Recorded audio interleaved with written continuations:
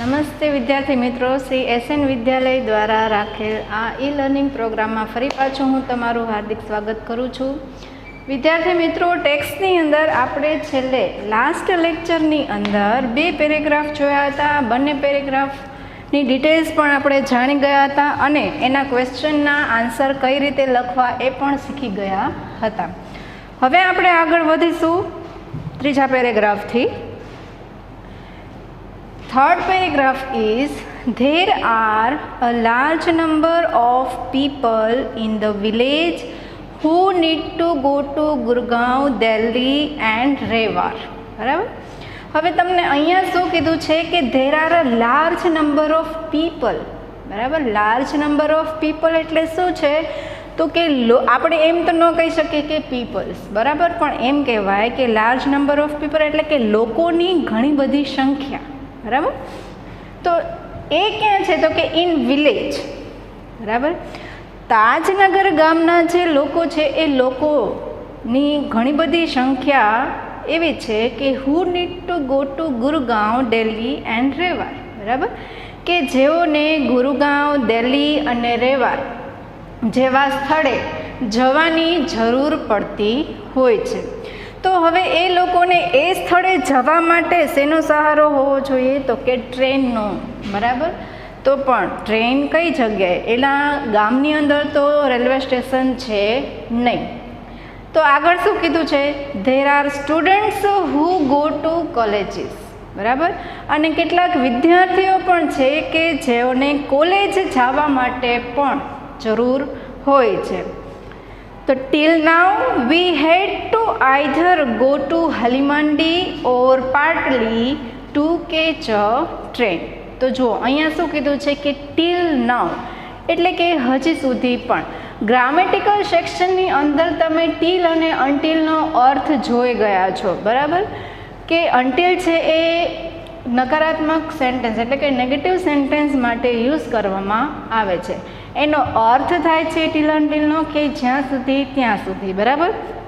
પણ અહીંયા શું કીધું છે કે ટીલ નાવ કે હજુ સુધી પણ વી હેડ to either go to Halimandi or Patli to catch a train. અહીંયા વી આપેલું છે. વી એટલે કોણ થશે તો કે તાજનગર ગામના લોકો એટલે કે વિલેજર્સ. બરાબર. તો વિલેજર્સને હેડ ટુ, જો વિદ્યાર્થી મિત્રો હેડ ટુ આપેલું છે, બરાબર, તો હેડ ટુ છે એ સામાન્ય રીતે શું દર્શાવે છે તો કે ફરજ. બરાબર. તો આપણે એમ પણ જાણીએ છીએ કે હેવ ટુ અને હેઝ ટુ એ બંને પણ ફરજ દર્શાવે છે. તો હેડ ટુ પણ ફરજ દર્શાવે છે, પણ એનો યુઝ ત્રણેયનો ક્યારે થાય છે તો કે અલગ અલગ રીતે થતો હોય છે. હવે હેવ ટુ અને હેઝ ટુ, બરાબર, એ બંને પણ ફરજ દર્શાવે છે, પરંતુ ક્યારે તો કે વર્તમાન અને ભવિષ્યકાળની અંદર તેની ફરજ દર્શાવવામાં આવે છે. એટલે સેન્ટેન્સ છે એ ક્યાંનું હોવું જોઈએ તો કે કાં તો વર્તમાન કાળનું હોવું જોઈએ કાં તો ભવિષ્યકાળનું હોવું જોઈએ. જ્યારે અહીંયા જે સેન્ટેન્સમાં હેડ ટુ આપેલું છે એ પણ ફરજ જ દર્શાવે છે, પરંતુ એ કયા કાળનું સેન્ટેન્સ થશે તો કે હેડ આપેલું છે એટલે કે ભૂતકાળનું સેન્ટેન્સ થશે. તો અહીંયા વી એટલે કોણ થશે તો કે વિલેજર્સ. તો વિલેજર્સ હેડ ટુ, બરાબર, તો કે ગામ લોકોની ફરજ છે શેની તો કે either go to Halimandi or Patli to catch a train. બરાબર. એટલે ગામના લોકો છે એ પોતાના ગામની અંદર તો રેલવે સ્ટેશન નથી, એટલે તે લોકોને આઈધર અને ઓર, બરાબર, કાં તો 2 સ્થળ તમને અહીંયા આપેલા છે, હલીમાંડી અને પાટલી. બરાબર. તો ગામના લોકોને એ બંને જગ્યાએ જે રેલવે સ્ટેશન આવેલા છે કાં તો એ લોકોને ત્યાં ટ્રેન પકડવા જવું પડે, કાં તો હલીમાંડી જવું પડે, કાં તો પાટલી જવું પડે. એટલે 2માંથી એક સ્ટેશને જવાની જરૂરિયાત છે. એટલે અહીંયા આઈધર ઓરનો પણ યુઝ કરવામાં આવેલો છે. એટલે શું કહે છે કે હજુ સુધી પણ અમારે ટ્રેનને કેચ એટલે કે પકડવું, બરાબર, ટ્રેનને પકડવા માટે અથવા તો ટ્રેનને મેળવવા માટે અમારે કાં તો હલીમાંડી સ્ટેશન જવું પડે છે અથવા તો પાટલી સ્ટેશન જવું પડે છે. Both the stations are 6 kilometres away from Tajnagar. જ્યારે આ બંને સ્ટેશન, કયા બંને સ્ટેશન, બોથ રેલવે સ્ટેશન એટલે કે બંને railway station Halimandi station railway station and Patli railway station are 6 kilometres away, એટલે કે 6 કિલોમીટરના અંતરે દૂરીએ આવેલું છે. પણ ક્યાંથી? તો કે ફ્રોમ તાજનગર. તો હાલીમાંડી અને પાટલી તાજનગરથી 6 કિલોમીટર દૂર આવેલું છે ને 6 કિલોમીટર દૂર ગામના લોકો છે એ ટ્રેનને પકડવા માટે આ બેમાંથી એક સ્ટેશનને જતા હોય છે. We thought when the railway lines passed through the village. બરાબર. થોટ શું છે? થોટ એટલે શું? તો કે થિંકનું ભૂતકાળનું રૂપ છે થોટ. બરાબર. તો અહીંયા કહે છે કે વી થોટ એટલે ગામના લોકો કહે છે કે અમે વિચાર્યું, અથવા તો આપણે એમ પણ કહી શકીએ કે અમને લાગ્યું. વેન ધ રેલવે લાઇન્સ કે જ્યારે રેલવેની જે લાઇન્સ છે એ lines passed through the village. પાસ્ડનો અર્થ તમને અહીંયા આપેલો છે. પાસ્ડનું મૂળ રૂપ શું થશે? તો કે ટુ પાસ. ટુ પાસ એટલે શું? તો કે પસાર થવું. હવે રેલવે લાઇન્સની વાત કરવામાં આવી છે તો એ લોકો શું કહે છે કે વહેન જ્યારે રેલવેની જે લાઇન છે એ અમારા જ ગામની અંદરથી પાસ થાય છે, એટલે કે પસાર થાય છે, તો વી would have a station here. તો અમારા ગામની અંદર પણ એક સ્ટેશન હોવું જોઈએ. તો અમારે શા માટે બીજા ગામે 6 કિલોમીટર દૂર બીજા ગામે અમારે રેલવે પકડવા માટે જવું જોઈએ, ટ્રેન પકડવા માટે જવું જોઈએ? તો અહીંયા આપેલું છે વી વુડ. બરાબર. વુડ શું દર્શાવે છે વિદ્યાર્થી મિત્રો? સહાયકારક ક્રિયાપદો એટલે કે મોડલ ઓક્સિલરીઝ પણ તમે શીખી ગયા છો. તો કે વુડ છે એ ઈચ્છા દર્શાવે છે. બરાબર. પણ તમે બીજી એક વાત પણ ખ્યાલ હશે કે શેલનું ભૂતકાળ પણ વુડ થાય છે અને શેલનું વર્તમાન અને ભવિષ્યકાળમાં એનું શુડ થાય છે. બરાબર. તો અહીંયા શું દર્શાવે છે? વુડ એટલે કે ઈચ્છા. પણ અહીંયા કોની ઈચ્છા દર્શાવવાની છે? તો કે ગામના લોકોની ઈચ્છા દર્શાવવાની છે. એટલે અહીંયા કીધું છે કે વી would have a station here. એટલા માટે અમારા ગામમાં પણ એક સ્ટેશન હોવું જોઈએ. But that didn't happen. પરંતુ એવું થઈ શક્યું નહીં. બીજો એક વર્ડ અહીંયા આપેલો છે હેપન. હેપનનો અર્થ શું થાય છે? તો કે થવું અથવા તો બનવું. પણ અહીંયા સેન્ટેન્સ છે નેગેટિવ આપેલું છે. શું આપેલું છે? તો કે બટ ધેટ ડિડન્ટ હેપન. પરંતુ અમારા ગામમાં રેલવે સ્ટેશન થાય એ બની શક્યું નહીં. So we raised the demand in 1982 and have been continuously asking for it. હવે શું કહે છે કે પોતાના ગામમાં રેલવે સ્ટેશન બની શક્યું નથી, એટલા માટે વી રેઇઝડનો અર્થ તમને અહીંયા આપેલો છે વધારો કરવો. બરાબર. આપણને પહેલાં જ આપણે જોઈ ગયા કે ગામના લોકો છે એ ગવર્મેન્ટ પાસે પોતાની વાતની અસર પાડવાના પ્રયત્નો કરી રહ્યા હતા, પણ એમની વાતની કંઈ અસર છે એ પડતી નથી. એટલા માટે અહીંયા શું કીધું છે કે વી રેઝ ધ ડિમાન્ડ. ડિમાન્ડ એટલે શું એ આપણે શીખી ગયા છીએ કે માંગણી. ઇન 1982 કે 1982ની અંદર અમારી માંગણીનો અમે વધારો કર્યો. And have been continuously asking for it. અને અમારી જે માંગણી છે એ માંગણી સતત માગવા માટે અમે પ્રયત્નો કર્યા. But the railways told us that they did not have funds. But the railways told us. Railways told us એટલે શું? તો કે રેલવેની જે ઓથોરિટી છે એ ઓથોરિટીએ અમને કહ્યું કે. બરાબર. ટેલનું ભૂતકાળનું રૂપ અહીંયા શું આપેલું છે? તો કે ટોલ. તો રેલવે ઓથોરિટીએ ગામના લોકોને શું કહ્યું છે? તો કે they did not have funds. Funds એટલે કે ફાળો. બરાબર. ભંડોળ, પૂરતા પૈસા, કે તેઓ પાસે રેલવે સ્ટેશન બનાવવા માટેના પૂરતા પૈસા છે નહીં. એટલા માટે હવે શું થાય છે? તો કે so finally we decided to craft our own destiny. બરાબર. Said Hukamchand, a member of the committee. So we decided craft. બરાબર. ટુ ક્રાફ્ટ કન્ટિન્યુઅસલી એટલે કે સતત અને ટુ ક્રાફ્ટ, ક્રાફ્ટ એટલે શું થશે તો કે ઘડવું, ઘડતર કરવું, બરાબર. હવે ડેસ્ટિની બીજો એક વર્ડ આપેલો છે તમને, ડેસ્ટિની એટલે કે નિયતિ, અને છેલ્લે મેમ્બર એટલે કે સભ્યો થશે, અને કમિટી એટલે કે શું થશે સમિતિ. તો હવે તમને અહીંયા શું કીધું છે કે એક સમિતિના જે સભ્યો છે, કમિટી મેમ્બર છે જેને કહેવાય, એમનું નામ શું હતું તો કે હુકમચંદ, બરાબર. તો હુકમચંદે આ છેલ્લું સેન્ટેન્સ બોલે છે કે so finally we decided to craft our own destiny, કે એટલા માટે અંતે અમે અમારી જ જે નિયતિ છે એ નિયતિને અમારી જાતે જ ઘડવાનો પ્રયત્ન કર્યો અથવા તો નક્કી કર્યો, બરાબર. વિદ્યાર્થી મિત્રો, અહીંયા ત્રીજો પેરેગ્રાફ છે એ આપણો કમ્પ્લીટ થાય છે. સ્પેલિંગ સહિત આપણે એનું ટ્રાન્સલેશન જોઈ ગયા છે. હવે કાલની જેમ આપણે આજે પણ પેરેગ્રાફમાંથી થોડાક પ્રશ્નો પૂછેલા છે, એ પ્રશ્નોના આન્સર કઈ રીતે આવે એ આપણે જોઈએ. પહેલો ક્વેશ્ચન, એની પહેલાં જોઈએ પેરેગ્રાફ કયો છે તો કે ધેર આર અ લાર્જ થી લઈ અને ઓફ ધ કમિટી. આ એક પેરેગ્રાફ છે, એ પેરેગ્રાફમાંથી પૂછાયેલા પ્રશ્નો અહીંયા આપેલા છે. ક્વેશ્ચન 1 છે કે from which station did the villagers have to go to catch a train, બરાબર. હવે અહીંયા આપેલું છે તમને ક્વેશ્ચનની શરૂઆત શું છે તો કે ફ્રોમ વિચ એટલે કે ક્યાંથી, શું આપેલું છે ક્યાંથી. જનરલી વિચ છે શેના માટે યુઝ થાય છે તો કે વસ્તુ, પ્રાણી, કોઈ પણ નોન લિવિંગ થિંગ્સ માટે, બરાબર.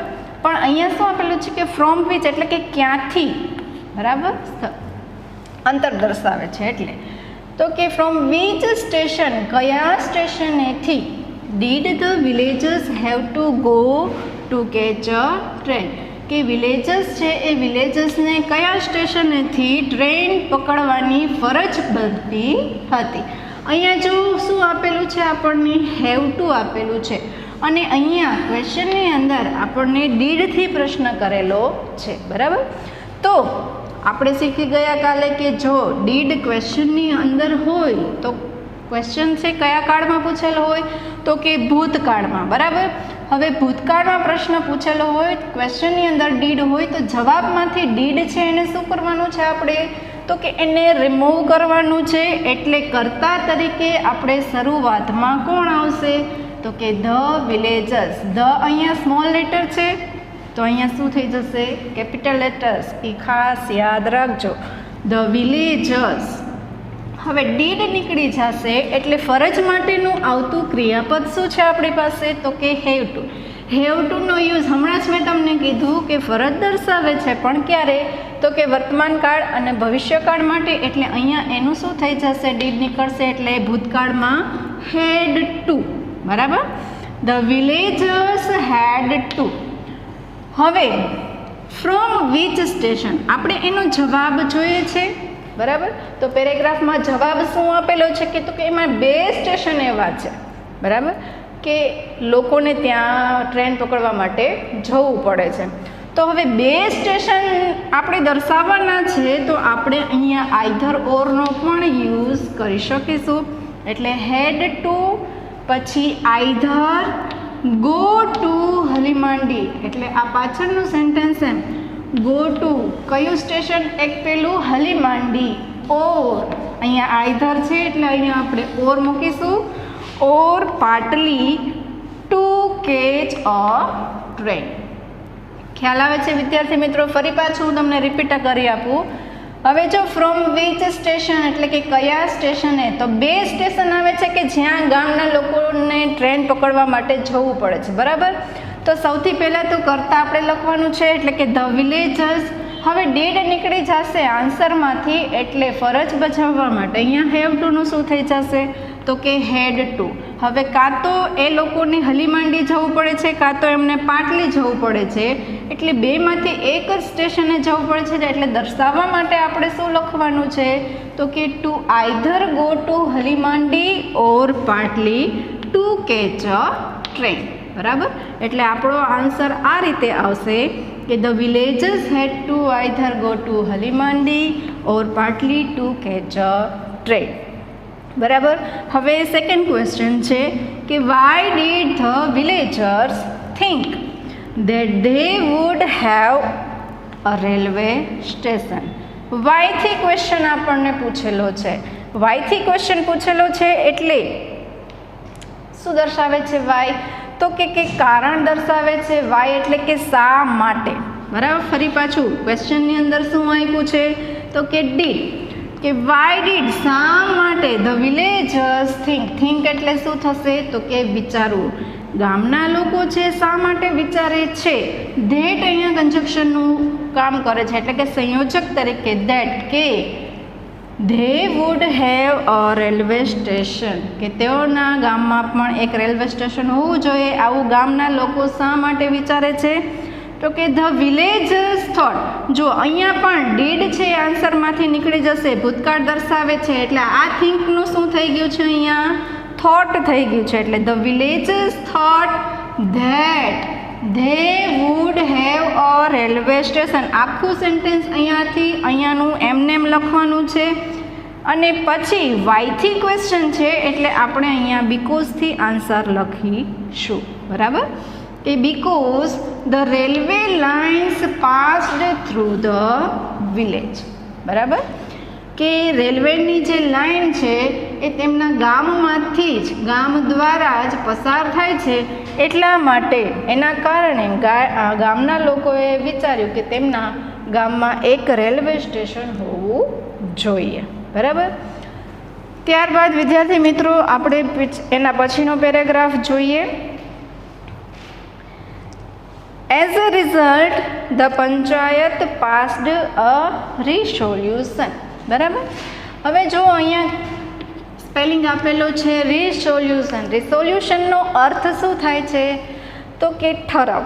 હવે તમને શું કીધું છે કે as a result. As a result એટલે કે ના પરિણામે. બરાબર. એઝ એ રિઝલ્ટ, ના પરિણામે the panchayat passed a resolution in 2008.